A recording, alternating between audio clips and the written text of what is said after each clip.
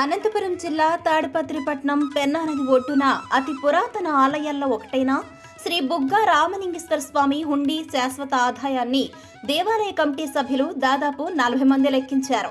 సుమారు 5 గంటల పాటు లెక్కింపు జరిపి గత సంవత్సరం ఆదాయం కన్నా ఈ సంవత్సరం 2,48,397 రూపాయలు అధికంగా వచ్చిందని ఆలయ ఈవో రామాంజనేయులు తెలియజేశారు.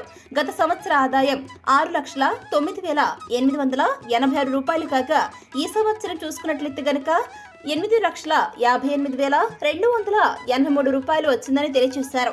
ఈ కార్యక్రమంలో అనంతపురం డివిజన్ పర్యవేక్షణాధికారి ఎం వన్నూరు స్వామి, ఆలయ కార్యనిర్వహణాధికారి రామాంజనేయులు, ఆలయ అర్చకులు శంకరయ్య, గిరీష్, సహదేవ శర్మ, రవి శర్మ, రామకృష్ణ, పరిషత్ చంద్రశేఖర్, రంగనాథరెడ్డి దేవస్థాన కమిటీ సభ్యులు పాల్గొన్నారు.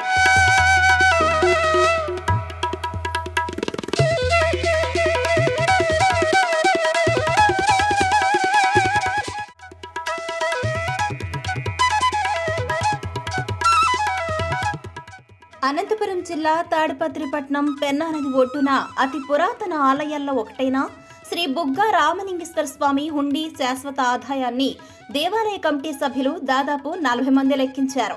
సుమారు 5 గంటల పాటు లెక్కింపు జరిపి గత సంవత్సరం ఆదాయం కన్నా ఈ సంవత్సరం 2,48,397 రూపాయలు అధికంగా వచ్చిందని ఆలయ ఈవో రామాంజనేయులు తెలియజేశారు. గత సంవత్సర ఆదాయం 6,09,886 రూపాయలు కాగా ఈ సంవత్సరం చూసుకున్నట్లయితే గనక 8,58,283 రూపాయలు వచ్చిందని తెలియజేశారు.